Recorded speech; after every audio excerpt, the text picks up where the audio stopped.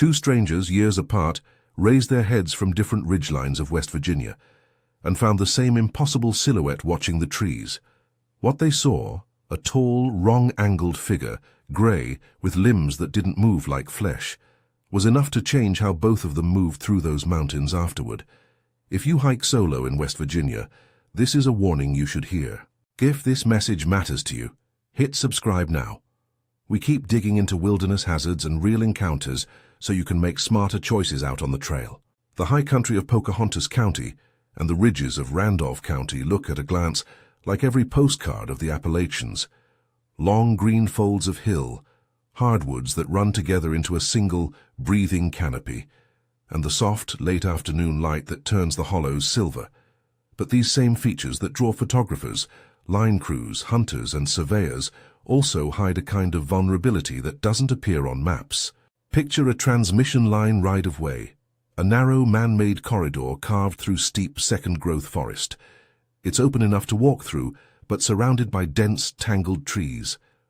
On one side, the ground drops into a drainage thick with old roots and mossed rocks. On the other, a steep rise presses the sky into a thin blue wedge.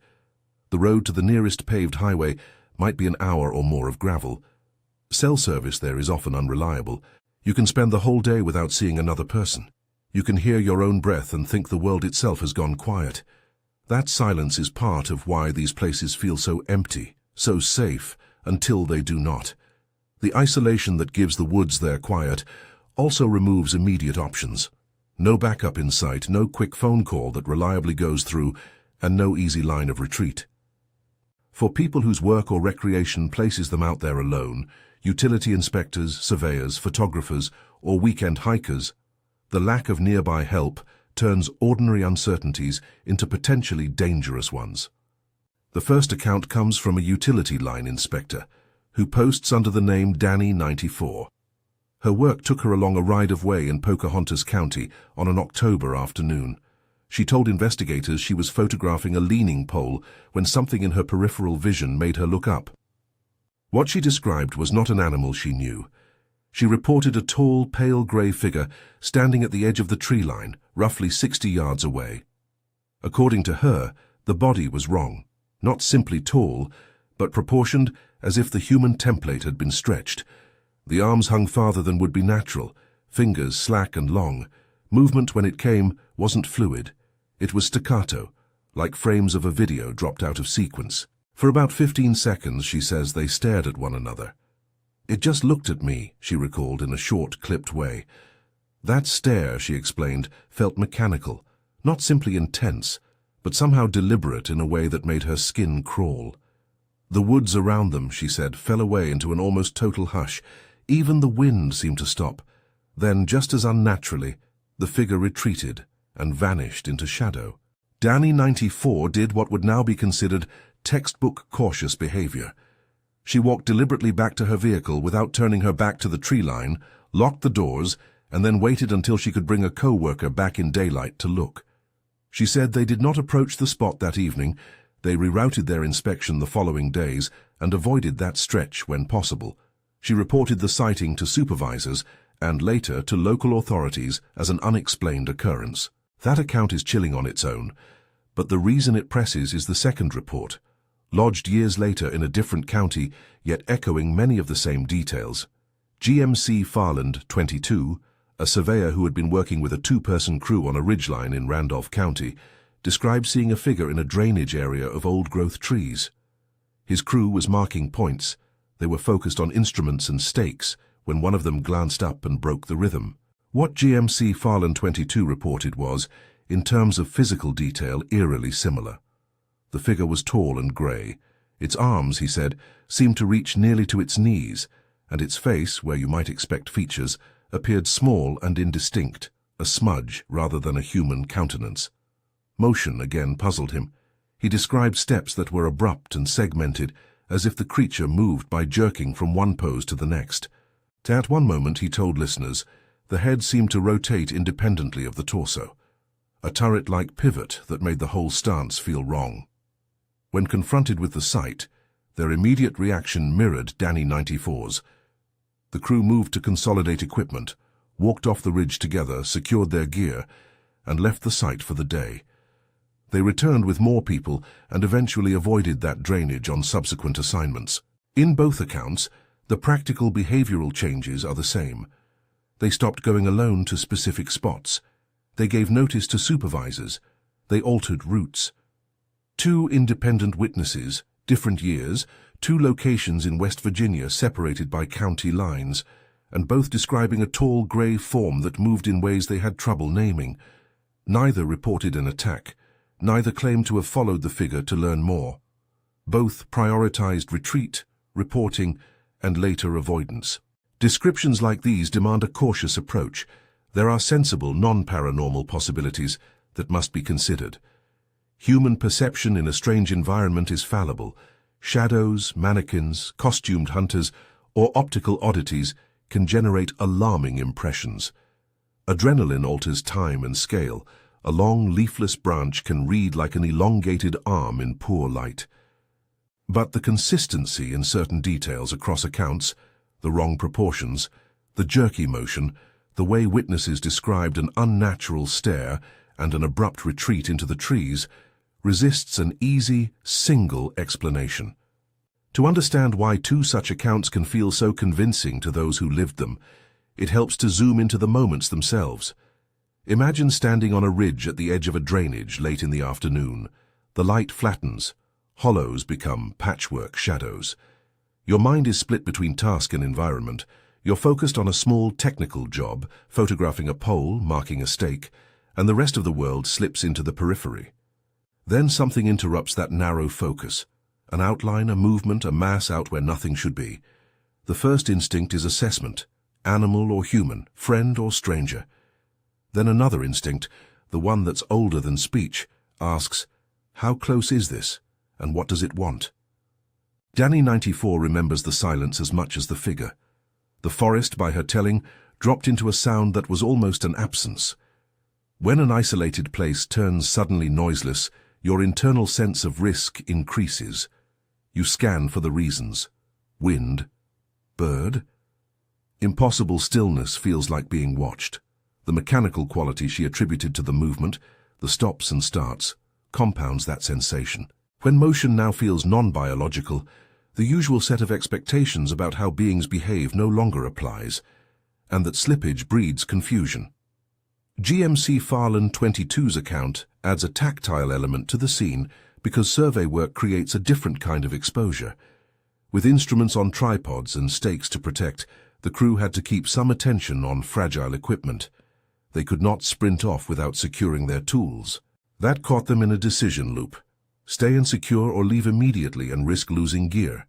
The presence of a strange figure in that moment forces a choice between running and losing your work, or staying and exposing yourself. Their solution, withdraw together and return with more people, is a behavior that speaks to how solitary work in remote terrain raises stakes beyond the obvious.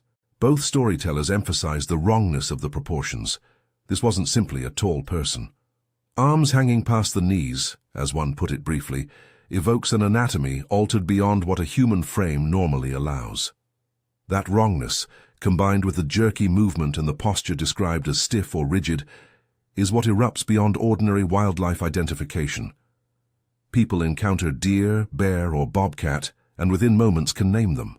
What these witnesses reported resisted easy cataloguing, and that resistance is part of why the accounts linger. It's also important to note where these sightings occurred. Not deep, untouched wilderness, but places where humans come for work. Line rides and ridge drains are familiar to those who map, maintain, or use these lands. They're places with patterns. The path a lineman walks, the stakes a surveyor sets. Those patterns mean two things. First, the witnesses were working in a context that normally provides predictability and familiarity.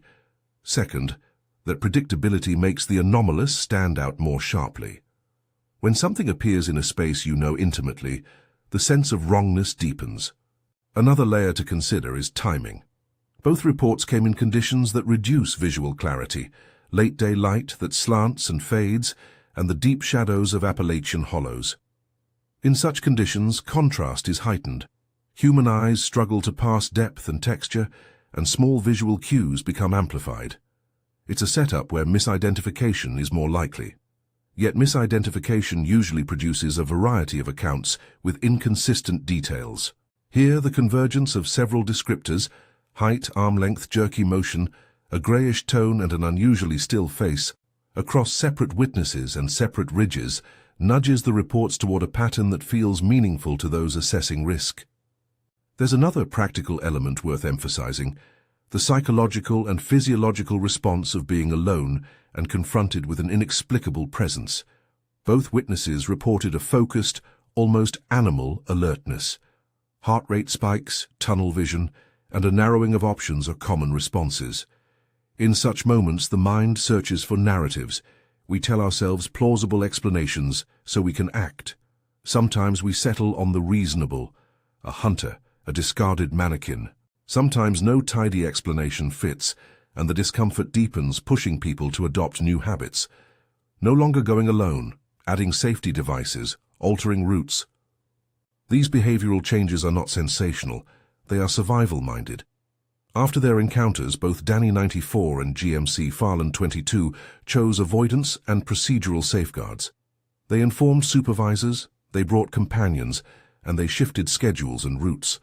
Those steps are the most tangible, documented outcomes of their experiences, and they are the actions we should note because they are replicable. A stranger in the trees, of whatever origin, changes how you travel through the landscape. That, for hikers and outdoor workers alike, is the practical takeaway even before you ask what the figure might actually have been. It's tempting, in a story like this, to leap toward an explanation that thrills. Cryptid, extraterrestrial, interdimensional being. But leap too quickly and you risk losing the precise, sober part of the account that matters most for safety. Whether the sightings were misreadings of an unusual human, a trick of light, a person in a costume, or something genuinely unexplained, the consequence was the same. Two people perceived a potential threat while isolated, and their reaction was to withdraw and change their behavior. For anyone who spends time in the high woods of West Virginia, that pattern deserves attention. The terrain itself amplifies the issue. Pocahontas County is characterized by deep hollows and high forested ridgelines. Randolph County's ridges present similar geographies: steep draws, narrow crests, and pockets of old growth that create dense shadow. Trails can vanish into underbrush. Off-trail movement often means negotiating slippery rock, abrupt drops, and thick deadfall. If an unexpected presence appears in that environment, options for immediate safe retreat can be limited. Visibility lines are fractured by trunks and understory. A person can be obscured quickly and completely. When you pair that with the solitude common to line, crews, and survey teams, many tasks are done one person or two person at a time.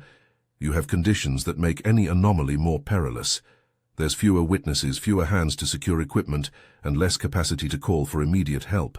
In both official accounts, the witnesses later described feeling a new vulnerability that was not strictly paranormal.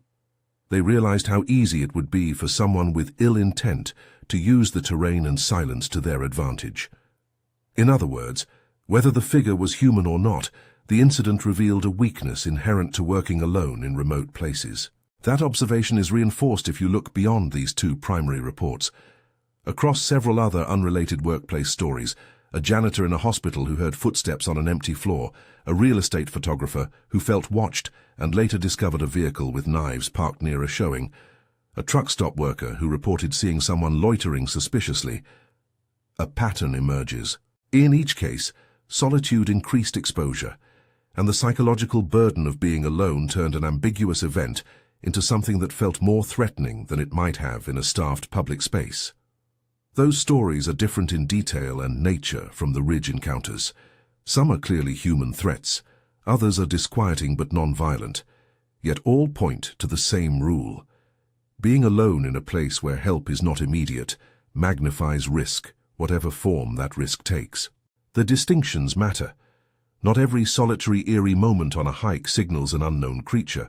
Often the danger is straightforwardly human, a person with poor motives watching from a distance, or a vehicle parked in a way that suggests intent.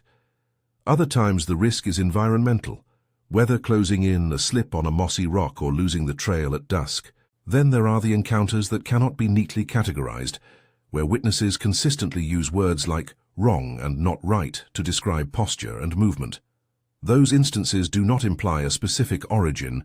They do, however, demand caution.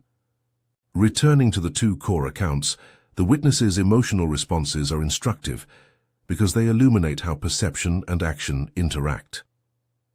Danny 94's description of the stare, brief, weighty, and mechanical, is the kind of detail that lingers and alters a person's internal calibration of danger. GMC Farland 22's reporting of a head movement that seemed independent from the torso is another sensory detail that, whether literally true or a misperception under stress, had a similar effect. It prompted an immediate plan of withdrawal. In both stories, the decision-making process was pragmatic. They did not pursue the sighting. They secured equipment. They left, not reckless, but purposeful. Later, they told supervisors and adjusted routines. Those responses are not the stuff of sensational headlines. They are the sober, replicable steps that reduce exposure. But there's another layer to the aftermath that matters for anyone listening. The social consequence of reporting. People who share encounters like these sometimes face skepticism, ridicule, or dismissal. That reaction can discourage others from reporting odd or dangerous events. It can leave patterns unrecognized. When supervisors, local authorities, or community groups take such reports seriously, not because the explanation is assumed to be supernatural, but because an unexplained sighting can signal a potential safety hazard, the community has a better chance of responding in ways that protect others. Both witnesses reported that their statements were logged. Whether those logs led to patrols, increased awareness, or simply a note in a file, the act of documentation created a record. Records, even when they do not resolve the mystery, create a baseline from which patterns can be discerned. For anyone who spends time in West Virginia's backcountry, that process, report, document, adjust, is a practical defense against a range of threats, from environmental hazards to suspicious humans. As the story circulated, a small but consistent set of behavioral changes followed. Workers who had been alone began scheduling pairs. Hikes previously taken at dusk were rescheduled for earlier in the day. Equipment was secured more deliberately. Personal safety devices, simple things like whistles and pepper spray, became standard in packs. None of those measures presumes an explanation for the figures in the woods. They do, however, prepare people for a reality that these accounts emphasize. In remote settings, unpredictability is the dominant variable, and reducing personal exposure is the only reliable response. There's also a cognitive element that lingers after such encounters, the way ordinary landscapes become uncanny. A hollow you've walked through a dozen times can acquire an atmosphere of watchfulness. Sounds that were once background, twig snaps, wind in the canopy, become signals. In interviews, people often describe a heightened sensitivity that follows, a tendency to read the environment differently. That mental change, while sometimes uncomfortable, can be protective. It can make a person more cautious, more likely to avoid being surprised in a place where help is far away. And yet the public instinct when hearing these stories is often to demand a label. People want to know whether this was a hoax, an animal, or something else entirely. Reasonable skepticism is useful. It forces investigatory rigor. But dogged demand for a neat category can also obscure the everyday lesson. The label matters less than the takeaway. Two trained, experienced people working separately reported a similarly strange presence, and both chose to modify their habits afterward. For anyone who uses those ridges for work or play, that behavior is the salient detail. Before moving deeper into the implications, it's worth pausing on the sensory language witnesses used, because those words are what give these accounts their persuasive power. They didn't just say it was tall, they used phrases that conjure a particular posture and motion, arms that fell wrong, stiff robot-like steps, featureless face. Those descriptors create an image in your mind that resists easy mapping onto familiar categories. Featureless does not simply mean blurred. It implies a face that lacks the usual cues we use to humanize another body. Mechanical movement suggests a non-biological origin, or at least movement patterns that do not align with what muscles and joints normally produce. Keep in mind too that human perception under stress is a tricky interpreter. Adrenaline can slow or speed subjective time, distort distance, and amplify certain visual artifacts. Our brains also have a bias toward agency. We prefer to interpret an ambiguous shape as something intentional. That preference is adaptive. Better to assume a rustle is another person than to dismiss it as wind when it is not. So while sensory accounts can sometimes overstate particulars, the convergence of similar sensory claims from different witnesses in similar places is what elevates these reports from one-off strangeness to a pattern worthy of attention. Which brings us for now to an unresolved knot, the repeated descriptors across separate cases. Similarities invite correlation, but correlation is not causation. We cannot say the same phenomenon moved through both ridges. We can say that two separate witnesses, working different jobs and at different times, perceived something in the trees that they described with comparable language. That fact alone, in a region defined by isolated ridgelines and deep hollows, is enough to compel a change in how people prepare for and respond to the unexpected. As the accounts circulated in local circles and online fora, they provoked practical questions. How should someone act if they see something like this? When does curiosity become risk? What is the cost of returning to investigate? Those are the kinds of questions that push beyond sensationalism and toward actionable safety. They also point to the kind of community response that helps protect more than just the individual witness: documentation, increased presence, and shared awareness. We pause here, with both stories laid out and the landscape sketched, the ridges, the right-of-way, the drainage lines where sight lines are broken, because the next part of this conversation shifts into analysis and practical guidance. The witnesses' choices, to leave, to report, and to change routines, already map a kind of basic safety logic. What follows from that logic are specific measures hikers and workers can adopt to reduce the risks that these accounts expose. But before we move into a checklist of precautions and broader corroborating examples, there's one more layer to explore. Similar incidents beyond the ridgelines that, while different in form, echo the same vulnerability pattern of solitude. That pattern will help us translate these unnerving reports into practical rules for anyone planning a West Virginia hike. Those workplace stories matter because they show how solitude reshapes an event into something that feels dangerous, and how that feeling, repeated across contexts, produces the same practical response: leave, report, adjust. A night shift janitor at a hospital in Mon, Georgia, told of hearing footsteps on a supposedly empty fourth floor, then seeing a woman standing in the doorway of an operations room where no one was scheduled. She froze, watched, and then walked away. A real estate photographer in the Nashville area said a man watched her through a living room window during a showing. Later, someone found a vehicle parked nearby with knives inside. A truck stop clerk in Oklahoma reported a person who loitered for hours near the pumps and made the clerk uncomfortable enough to call local police. A line cook in Iowa described a late-night basement where an unexplained scratching persisted behind a locked door while staff cleared out. Each account is different in substance and severity, but they share a single thread. An otherwise routine work setting became a place of heightened risk precisely because the person was alone. Those examples illustrate three overlapping dynamics. First, when an individual is isolated, ambiguity about an event tends to be interpreted as threat. Second, the practical capacity to respond, to secure equipment, to raise an alarm, to retreat to safety, is reduced when there are no colleagues nearby. And third, the long-term effect is behavioral change. People schedule companions, alter routes, lock doors, and take extra precautions they once considered unnecessary. None of this proves the existence of a creature or a conspiratorial pattern moving between ridges.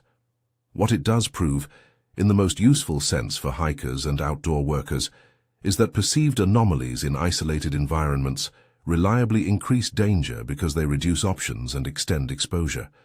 Whether the source of the unease is another person with ill intent, a trick of light, or an unexplained observational oddity matters less than the practical fact that you may be far from help. That truth is the pivot of every recommendation that follows.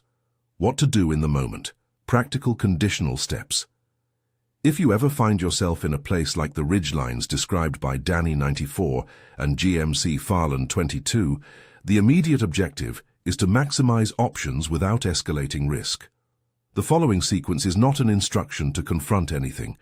It is a framework for extracting yourself and preserving evidence. Pause briefly and take stock. Resist the urge to bolt blindly. A quick assessment, distance, movement, whether the figure is staying put or closing, frames your options. Maintain visual contact without turning your back.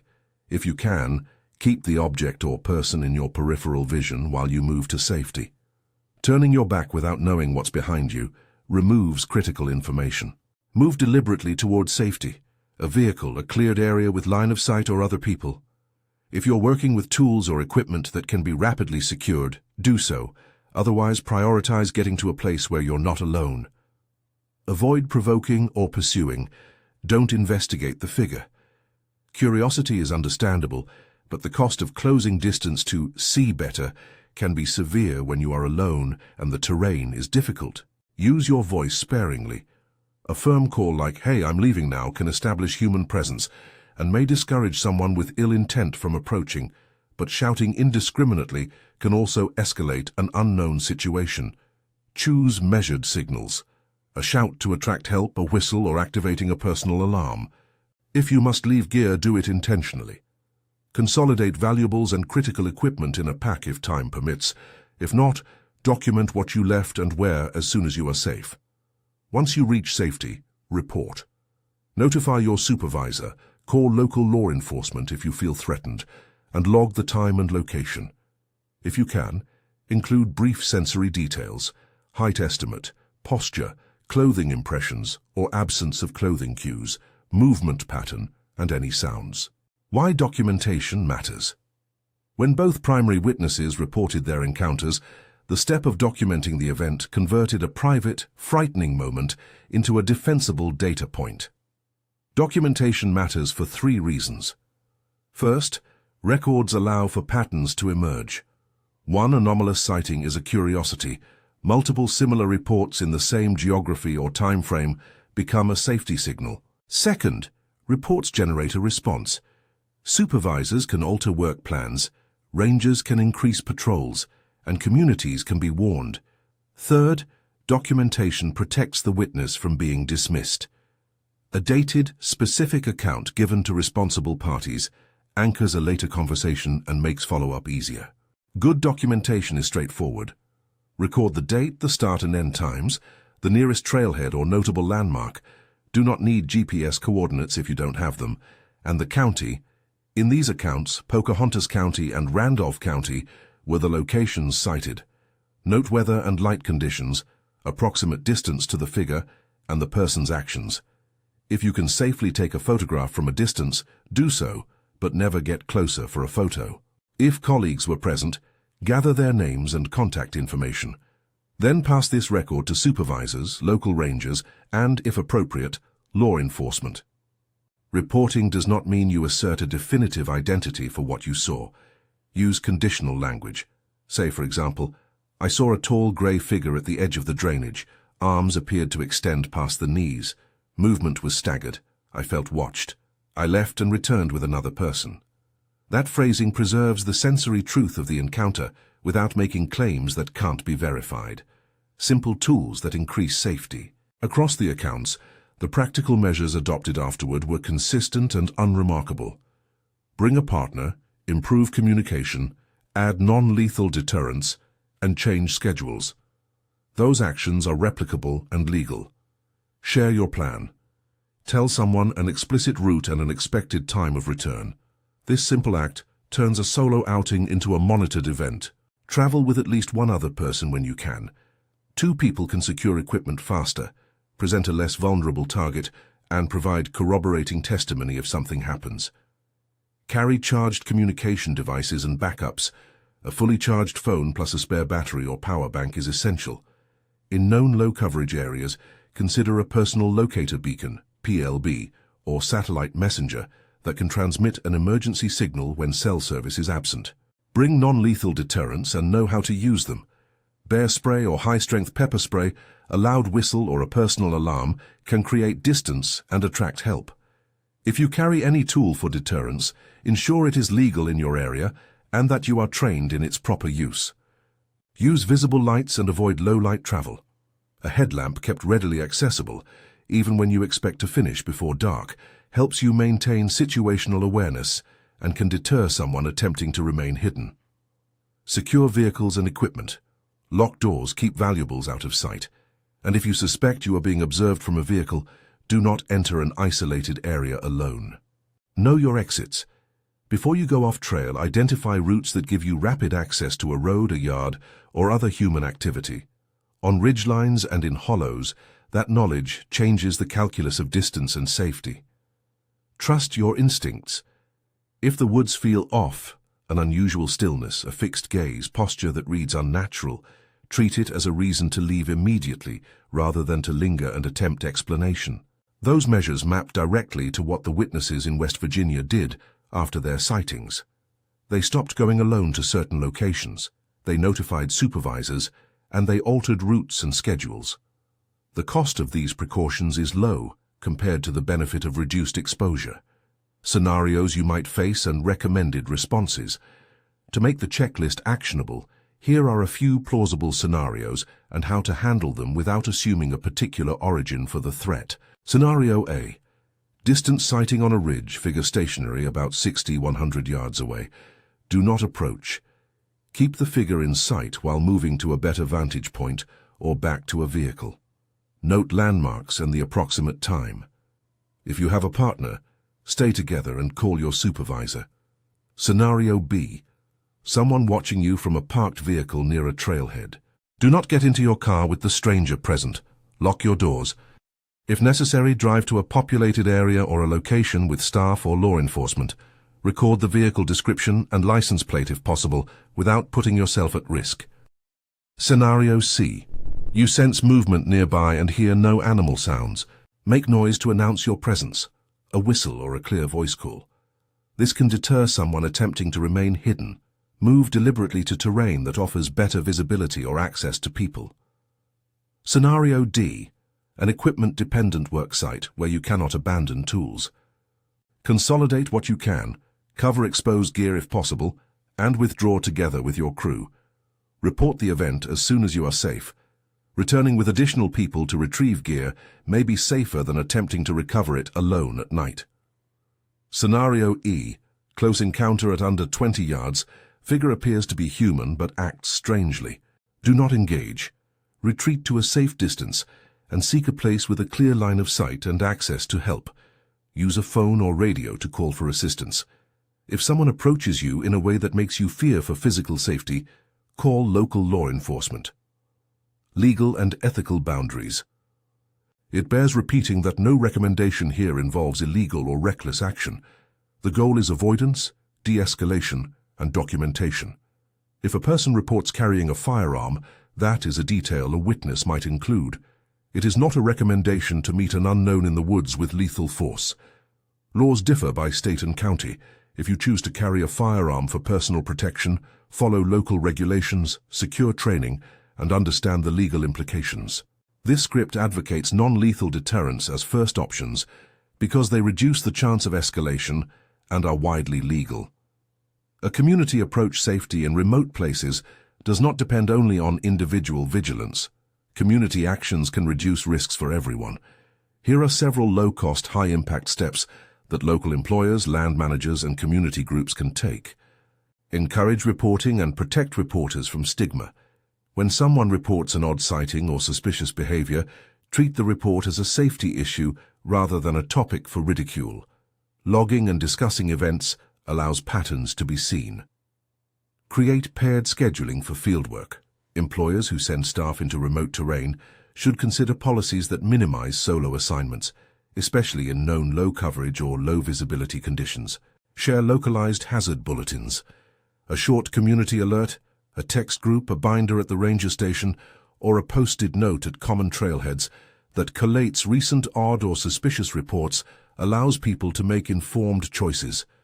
Coordinate with rangers and law enforcement. Reports that are logged and passed on can prompt increased patrols or at least produce records that inform response priorities. Provide training and resources. Simple workshops on situational awareness, use of non-lethal deterrence and emergency communication can equip workers and hikers to handle unexpected events without panic. Psychological aftermath. What to expect and how to respond. An often overlooked part of these encounters is their persistence in the mind. After a sighting like Danny 94's or GMC Farland 22's, many people report weeks of heightened alertness, trouble sleeping, and a tendency to avoid similar places entirely. Those reactions are normal human responses to a sudden elevation of perceived risk. They can be protective, but they can also interfere with work and life. If you or a colleague experience persistent anxiety after an incident, seek support. Talk with supervisors, friends, or a medical professional about stress management techniques. Peer support groups, even informal ones of local outdoor workers, can normalize reactions and help people return to work more safely. Why the unknown keeps our attention. There's a larger reason these stories capture imagination. We like narratives with unresolved endings. A sighting that is labeled and explained is tidy. The unexplained pries at the edges of comfort because it refuses a neat label. That tension is useful up to a point because it forces better safety decisions. It becomes unhelpful when curiosity overrides personal security. The proper posture for anyone who spends time in the Appalachians is neither credulous nor dismissive. It is precautionary. Recognize the possibility of strange occurrences, prepare for the practical risks they reveal, and act in ways that prioritize life and safety over answers. A few practical habits that make a measurable difference.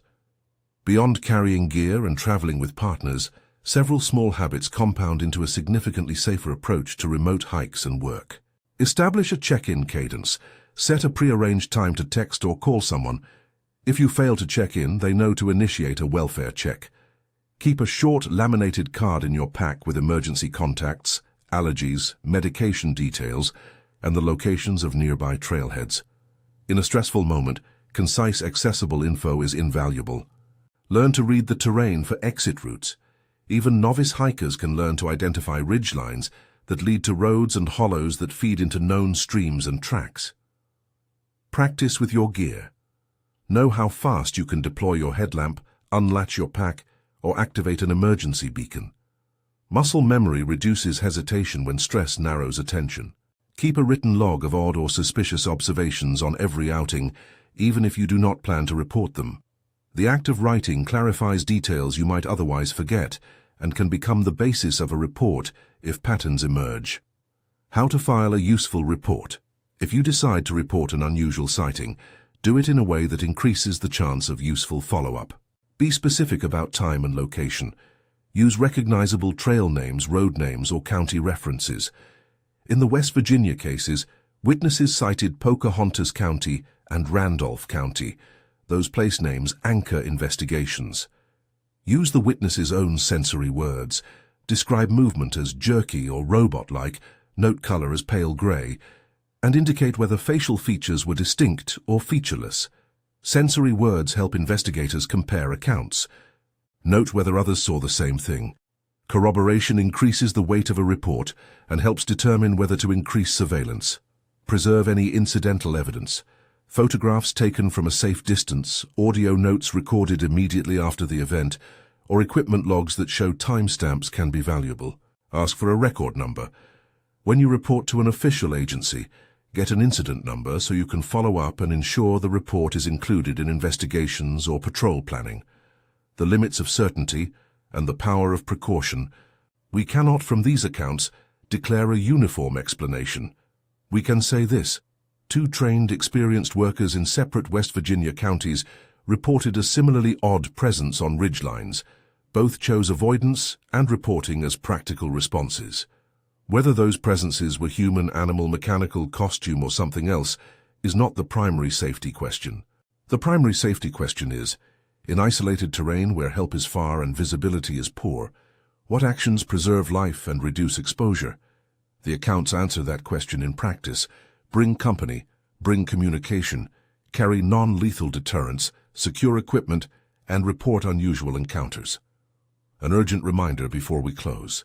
The Appalachians are beautiful and draw people precisely because of that beauty. But beauty does not cancel risk. The same hollows and ridgelines that reward photographers, hunters, and field crews also provide cover for people or things that complicate a solo outing. If the worst thing you assume you'll meet on a West Virginia hike is a bear, revise that assumption to include the unexpected, a human watcher, a poorly lit vehicle, or an anomalous figure that makes you feel observed. Preparing for the unexpected is the sober response that keeps people safe. Final checklist: clear, conditional, and practical. 1. Whenever possible, avoid hiking or working alone on remote ridgelines and in deep hollows. If you must go solo, tell someone your exact route and expected return time. 2. Carry a fully charged phone plus a portable battery. In known low-coverage areas, add a personal locator beacon, PLB, or satellite messenger. 3. Bring non-lethal deterrents, pepper spray or bear spray, a loud whistle and a personal alarm, and know how to use them legally and effectively. 4. Keep a headlamp and spare light easily accessible. Avoid travel during late afternoon and dusk in dense forest. 5. Consolidate equipment quickly if you feel threatened. Prioritize getting to a vehicle or a cleared area with line of sight. 6. Secure vehicles and lock doors if you suspect someone is watching from nearby. Record vehicle descriptions and license plates when it is safe to do so. 7. Trust instincts. If the woods feel unnaturally still, if someone's posture reads wrong, or if you feel observed, leave and report the incident. 8. Report unusual sightings to supervisors, local rangers, or law enforcement. Include time, approximate location, county, nearest road or trailhead, and sensory descriptions. Closing and a call to act. Shocking dangers in West Virginia hikes are not about theatrics. They are about the practical reality that isolation amplifies risk. The tall gray accounts from Pocahontas County and Randolph County, alongside other workplace reports of being alone and vulnerable, show a single actionable truth: preparation, communication, and prudent behavior change outcomes. They do not tell us what the figure was. They do tell us how people responded. They left, they reported, and they altered habits. Those responses are the model to follow. If you've had anything similar, a strange watchful moment on a trail, a night shift encounter at work, or a vehicle that made you feel uneasy, share it in the comments. Your report could help someone else change a plan and avoid unnecessary risk. Check the pinned link for a concise, printable safety checklist before your next hike. And take a moment to confirm your gear and your check-in plan. Go into the woods with respect for the landscape and for the uncertainty it can carry, and make the small decisions that keep you safe.